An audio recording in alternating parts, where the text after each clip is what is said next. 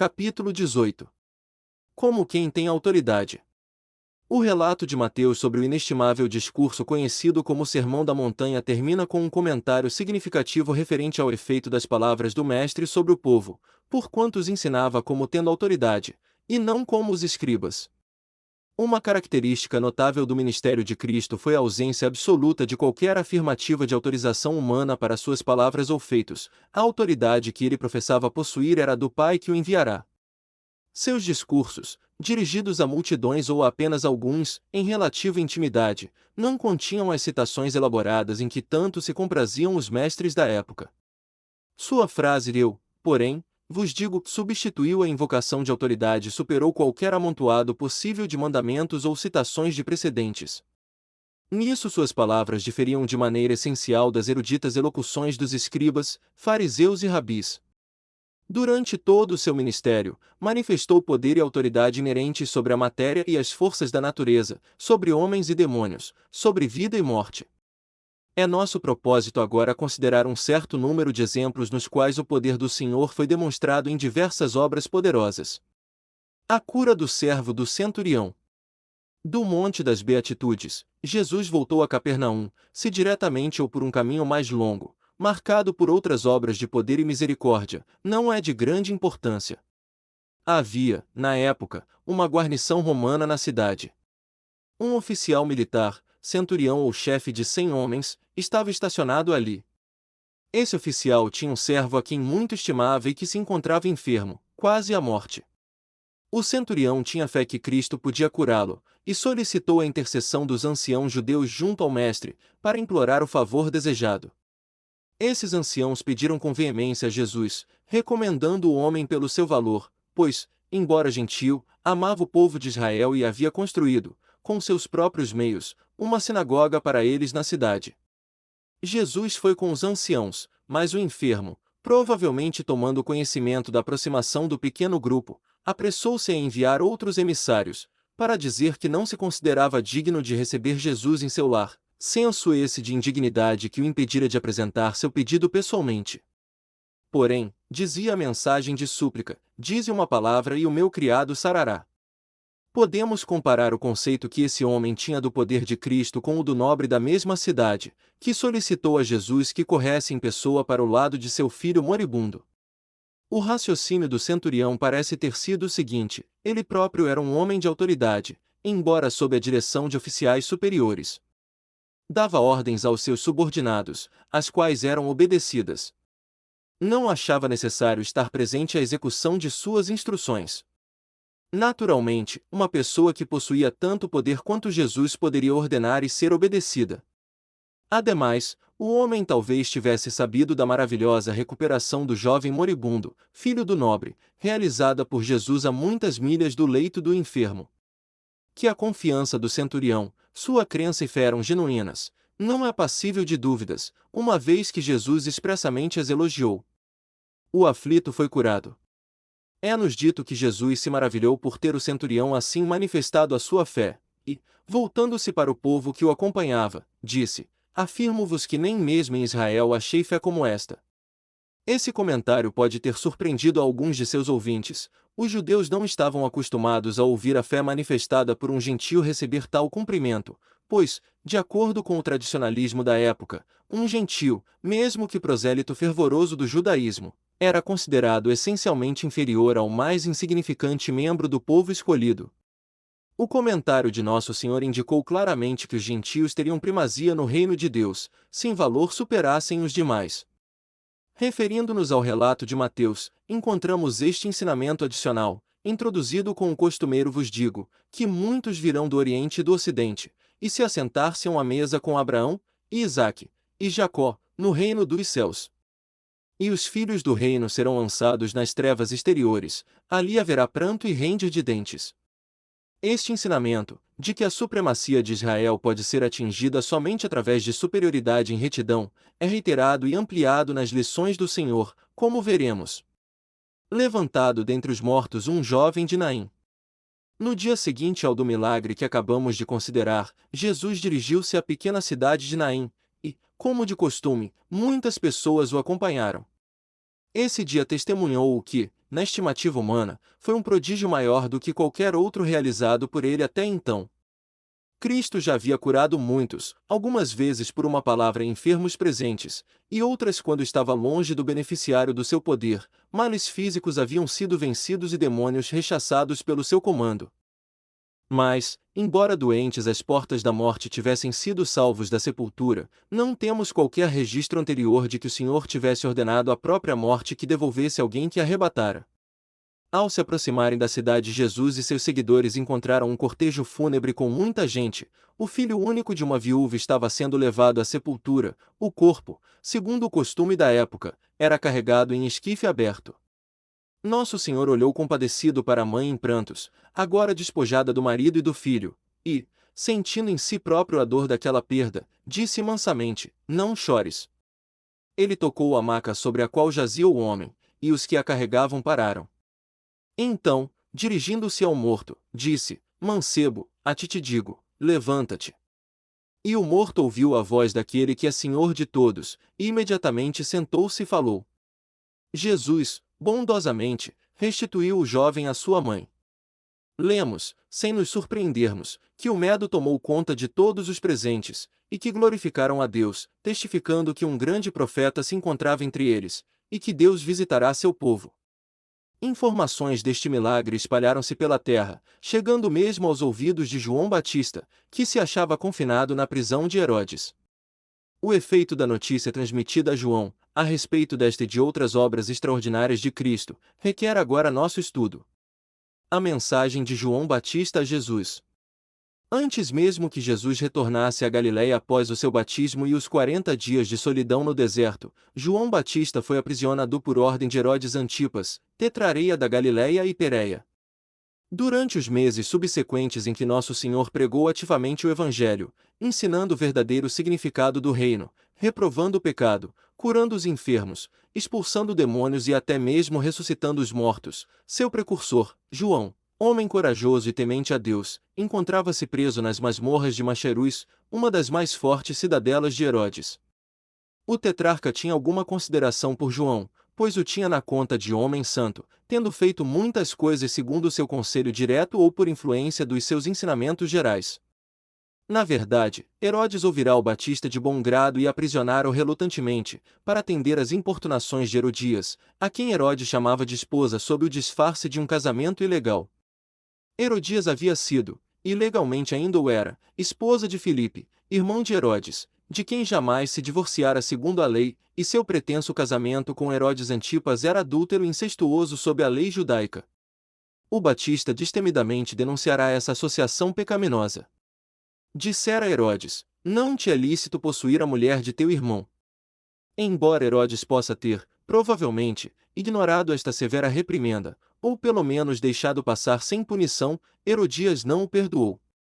Era ela, e não o tetrarca, quem mais odiava João. Ela o odiava, querendo matá-lo, e conseguiu induzir Herodes a mandar prendê-lo, encarcerando-o, como o primeiro passo no caminho da consumação de seu plano de vingança que tinha por objetivo executar o Batista. Além disso, Herodes temia uma revolta do povo no caso de João ser morto por sua ordem. Durante o longo período de seu encarceramento, João ouvirá muito sobre as maravilhosas pregações e obras de Cristo, que talvez tenham sido relatadas por alguns de seus discípulos e amigos, que tinham permissão para visitá-lo. Fora informado, especialmente, da milagrosa volta à vida do jovem de Naim, e imediatamente comissionara 2 de seus discípulos para levarem a Jesus uma mensagem indagatória. Esses foram até a Cristo e relataram o propósito de sua visita, dizendo: João Batista enviou-nos para te perguntar: És tu aquele que havia de vir, ou esperamos outro? Os mensageiros encontraram Jesus ocupado em serviços caritativos, e ao invés de lhes dar uma resposta imediata em palavras, continuou seu trabalho, curando naquela mesma hora muitos cegos e enfermos, e outros que se achavam possuídos por espíritos malignos. E então, voltando-se para os 2 mensageiros de João, Jesus disse: Ide, e anunciai a João as coisas que ouvis e vedes: os cegos veem, e os coxos andam, os leprosos são limpos, e os surdos ouvem, os mortos são ressuscitados, e aos pobres é anunciado o Evangelho. E bem-aventurado é aquele que se não escandalizar em mim. As palavras interrogativas dos discípulos de João foram respondidas com extraordinários feitos de beneficência e misericórdia.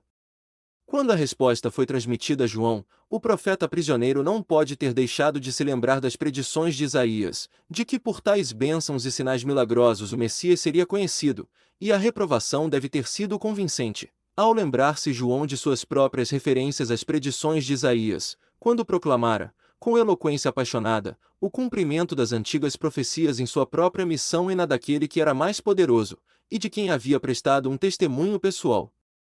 A sentença final da resposta de Nosso Senhor a João foi o clímax da que a precedera, e uma reprovação adicional, ainda que gentil, à vaga ideia demonstrada por João, sobre a obra do Messias. E bem-aventurado é aquele que não achar em mim motivo de tropeço, disse o Senhor. A incompreensão é o prelúdio da ofensa.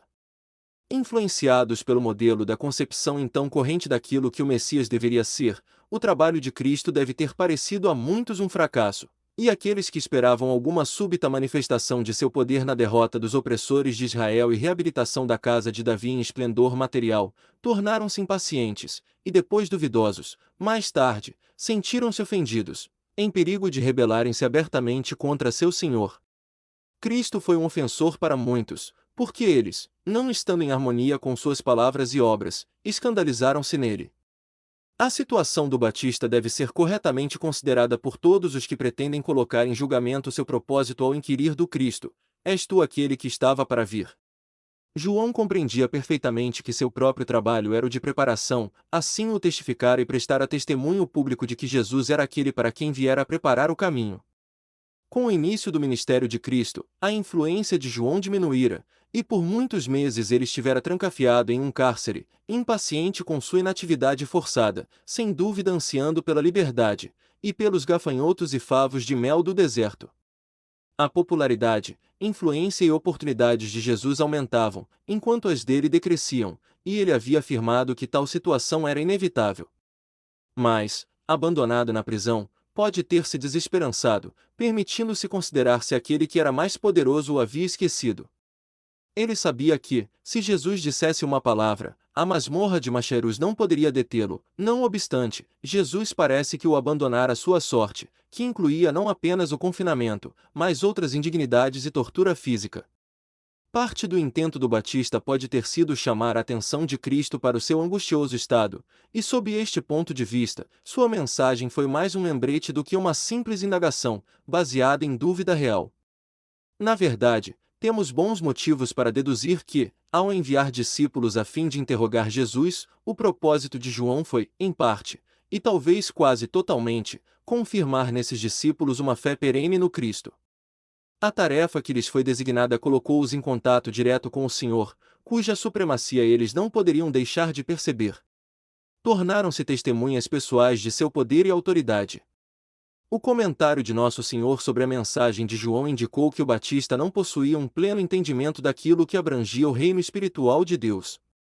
Após terem os emissários partido, Jesus dirigiu-se ao povo que havia testemunhado a entrevista. Não permitiria ele que subestimassem a importância do trabalho de João. Lembrou-lhes a época da popularidade de João Batista, quando alguns dos presentes, e multidões de outras pessoas tinham ido ao deserto para ouvir as severas admoestações do profeta, tendo encontrado nele um carvalho firme e inflexível e não um caniço agitado pelo vento. Eles não tinham ido ver um homem em vestes finas. Aqueles que usavam roupas macias deviam ser procurados na corte do rei, não no deserto, não na masmorra onde agora se encontrava João. Eles haviam encontrado em João um profeta, sim, mais que um profeta, e, afirmou o Senhor, eu vos digo que entre os nascidos de mulheres, não há maior profeta do que João Batista, mas o menor no reino de Deus é maior do que ele. Que necessidade há de um testemunho maior da integridade do Batista? Outros profetas haviam falado sobre a vinda do Messias, mas João o tinha visto, batizara-o, e tinha sido para Jesus o mesmo que um criado particular para o seu Senhor. Todavia, desde os dias da pregação do Batista até esse em que Cristo falou a seus discípulos, o reino dos céus estava sendo rejeitado violentamente, e isso a despeito de todos os profetas e até mesmo a lei fundamental terem anunciado a sua vinda. E apesar de João e Cristo terem sido abundantemente preditos a respeito de João, continuou o Senhor, e, se quereis dar crédito, é este o Elias que havia de vir. Quem tem ouvidos para ouvir, ouça. É importante saber que a designação Elias, aplicada aqui por Jesus ao Batista, é um título e não um nome pessoal, e não tem qualquer afinidade com Elias, o profeta, o antigo profeta conhecido como Tesbita. Muitos daqueles que ouviram o elogio de Jesus a João rejubilaram-se, pois tinham aceito o Batista, passando posteriormente a seguir Jesus, como do menor para o maior, como do sacerdote para o sumo sacerdote, como do arauto para o rei. Mas havia fariseus e homens da lei presentes, aqueles que haviam sido tão veementemente denunciados pelo Batista como geração de víboras, e que haviam rejeitado o conselho de Deus, recusando-se a atender ao chamado de arrependimento de João. Nesse ponto, o mestre recorreu à analogia, para tornar seu pensamento mais claro. Comparou a geração incrédula e insatisfeita a crianças caprichosas que brincam, sem concordar entre si. Algumas queriam simular uma cerimônia de casamento, mas, embora tocassem flauta, as outras não dançavam, substituíram-na, então, por um cortejo fúnebre e representaram a parte dos lamentadores, mas os outros não prantearam, conforme as regras do jogo. Sempre críticos, sempre céticos, censores e difamadores por natureza, surdos e empedernidos, murmuravam. João Batista estivera entre eles como os ascéticos profetas antigos, tão sóbrio quanto qualquer nazireu, recusando-se a comer com os folgazões e a beber com os festeiros, e disseram: tem demônio.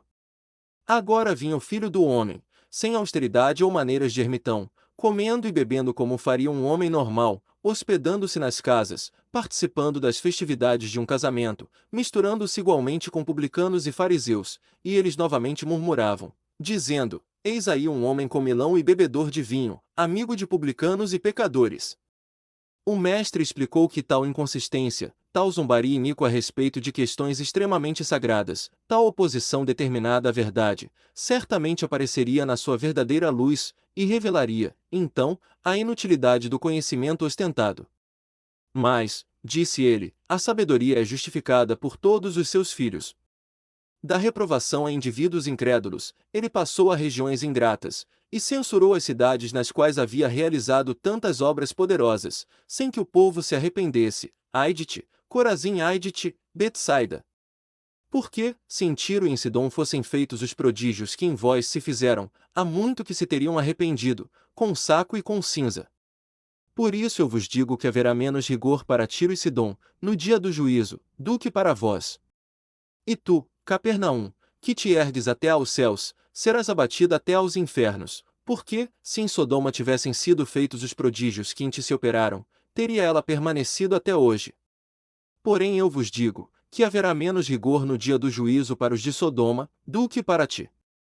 Aparentemente deprimido pela descrença do povo, Jesus procurou fortalecer-se na oração. Com a eloquência da alma que só encontramos na comunhão angustiada de Cristo com seu Pai, ele expressou sua gratidão reverente por ter Deus conferido o testemunho da verdade aos simples e humildes, em vez de aos grandes e letrados. Embora não o compreendessem os homens, o Pai o conhecia pelo que realmente era. Voltando-se novamente para o povo, instou-o mais uma vez a que o aceitasse, bem como ao seu evangelho, e o convite que fez é uma das maiores efusões de emoção espiritual jamais conhecidas pelos homens. Vinde a mim, todos os que estáis cansados e oprimidos, e eu vos aliviarei. Tomai sobre vós o meu jugo, e aprendei de mim, que sou manso e humilde de coração, e encontrareis descanso para as vossas almas. Porque o meu jugo é suave e o meu fardo é leve. Convidou-os a vir do trabalho pesado para o serviço prazenteiro, dos fardos quase insuportáveis das exações eclesiásticas e formalismo tradicional, para a independência do verdadeiro espírito de adoração, do cativeiro para a liberdade. Mas eles recusaram-se fazê-lo. O evangelho que lhes ofereceu era a personificação da liberdade, mas não do desregramento, impunha obediência e submissão. Mas, mesmo que fosse comparado a um jugo, o que era o seu fardo comparado à opressão sob a qual padeciam? Morte de João Batista. Voltando a João Batista na solidão de sua masmorra, não temos qualquer notícia sobre a maneira como recebeu e compreendeu a resposta à sua pergunta, trazida pelos mensageiros. Seu cativeiro logo deveria terminar, embora não pela reconquista da liberdade na terra. O ódio de Herodias contra ele crescia, e logo apareceu uma oportunidade para que ela levasse a efeito suas diabólicas tramas contra sua vida. O rei celebrava seu aniversário com uma grande festa, na qual estavam presentes nobres, capitães e os oficiais mais altos da Galileia. Para brilhantar a ocasião, Salomé, filha de Herodias, embora não de Herodes, dançou para os convidados. Tão encantados ficaram Herodes e seus hóspedes, que o rei ordenou à donzela que lhe pedisse o que quer que desejasse, jurando que lhe o daria, mesmo que fosse a metade de seu reino. Ela retirou-se para consultar a mãe sobre o que deveria pedir, e, recebendo instruções, retornou com a espantosa exigência: quero que imediatamente me deis num prato a cabeça de João Batista. O rei ficou estarrecido, seu espanto foi seguido por um sentimento de tristeza e mágoa. Entretanto, temeu o vexame que lhe acarretaria a violação do juramento que fizera em presença da corte.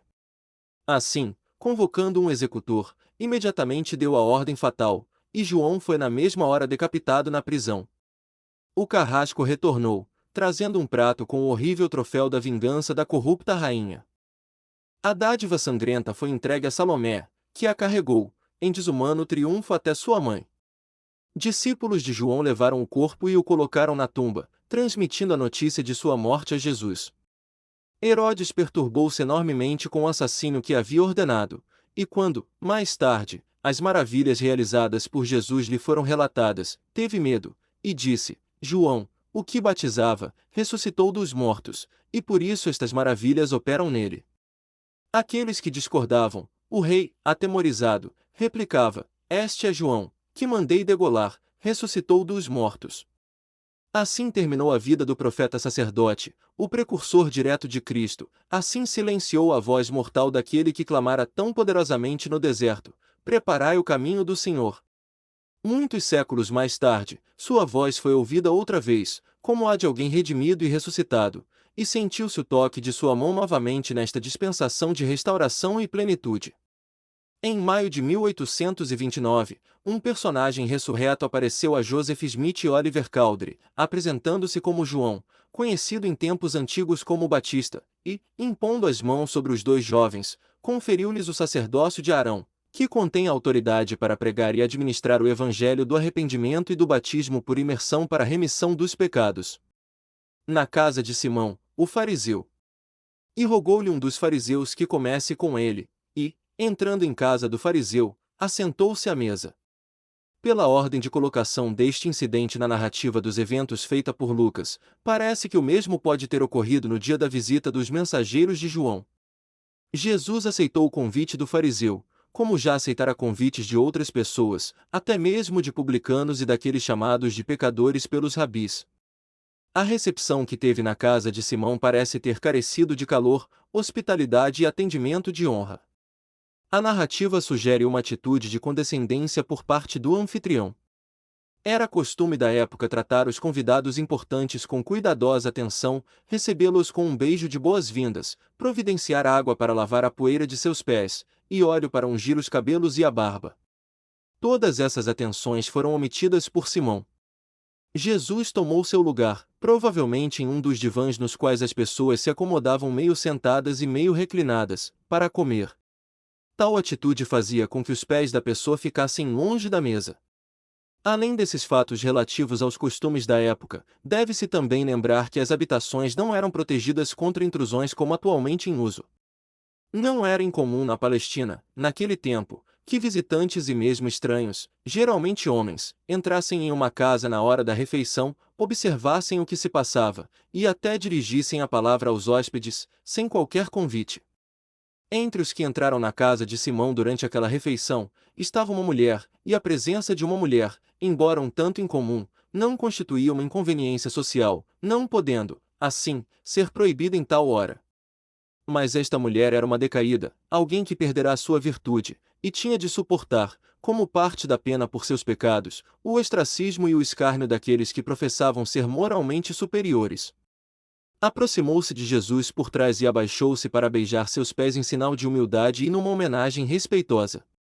Poderia ter sido uma das pessoas que ouviram as gentis palavras, provavelmente pronunciadas naquele mesmo dia: Vinde a mim todos os que estáis cansados e sobrecarregados, e eu vos aliviarei. Qualquer que tenha sido o seu motivo, ela aproximou-se dele arrependida e profundamente contrita. Ao curvar-se sobre os pés de Jesus, suas lágrimas os banharam. Aparentemente esquecida do lugar em que se encontrava e dos olhares reprovadores que seguiam os seus movimentos, soltou suas tranças e enxugou os pés do Senhor com seus cabelos. Depois, abrindo um vaso de alabastro que continha unguento, ela os ungiu, como um escravo faria ao seu senhor. Jesus gentilmente permitiu que a mulher continuasse sem ser censurada ou interrompida no humilde serviço que prestava, inspirada por um sentimento de contrição e reverente amor. Simão observava toda a cena. De alguma forma, ele tinha conhecimento da classe a que a mulher pertencia, e dizia a si mesmo, embora não externasse sua ideia, se este fora profeta, bem saberia quem e qual é a mulher que lhe tocou, pois é uma pecadora. Jesus leu os pensamentos do homem e disse: Simão, uma coisa tenho a dizer-te. Ao que o fariseu replicou: Dize-a, mestre.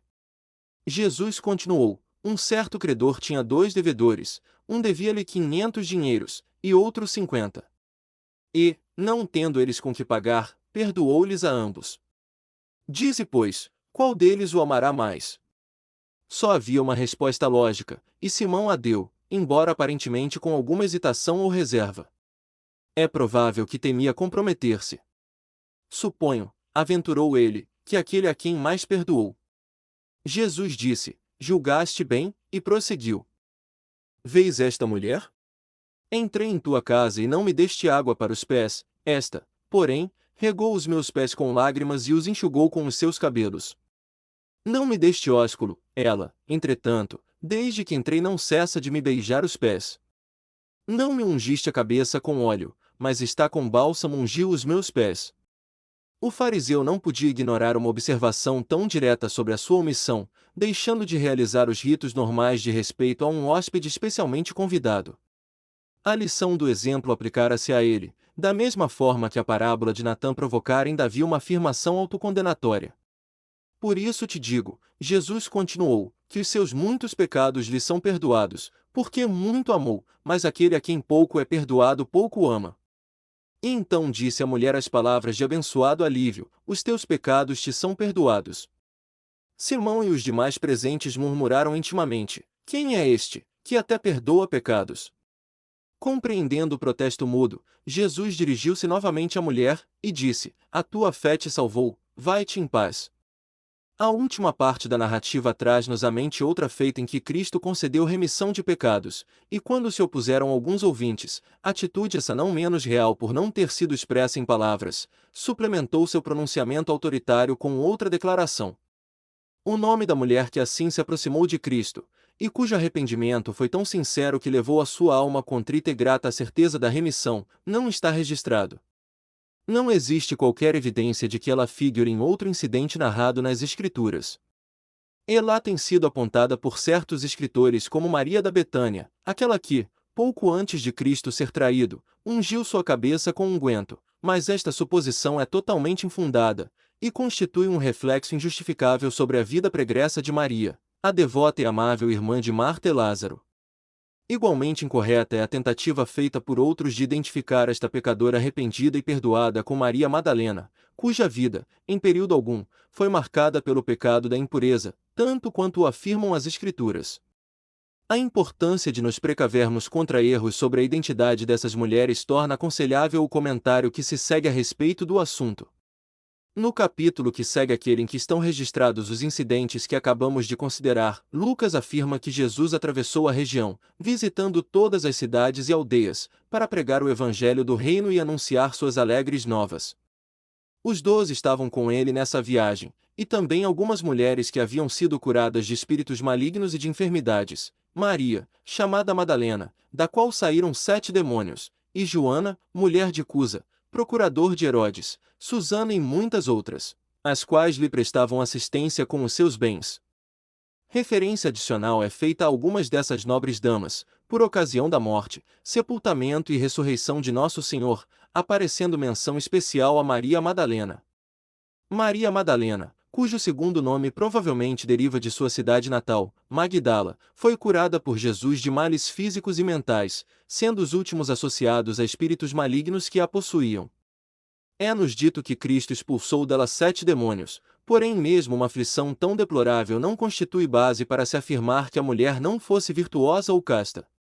Maria Madalena tornou-se, entre as mulheres, uma das maiores amigas de Jesus. Sua devoção àquele que a curara e a quem adorava como Cristo era inabalável. Ela permaneceu junto à cruz, enquanto outras mulheres esperavam de longe, por ocasião de sua agonia mortal. Estava entre os primeiros junto ao sepulcro na manhã da ressurreição, e foi o primeiro mortal a ver e reconhecer um ser ressuscitado, o Senhor que ela amava com todo o fervor da adoração espiritual afirmar que essa mulher, escolhida entre tantas outras como merecedora de tão grandes honras, havia sido uma criatura decaída, com a alma crestada pelo calor de luxúria profana, é contribuir para a perpetuação de um erro para o qual não existe escusa.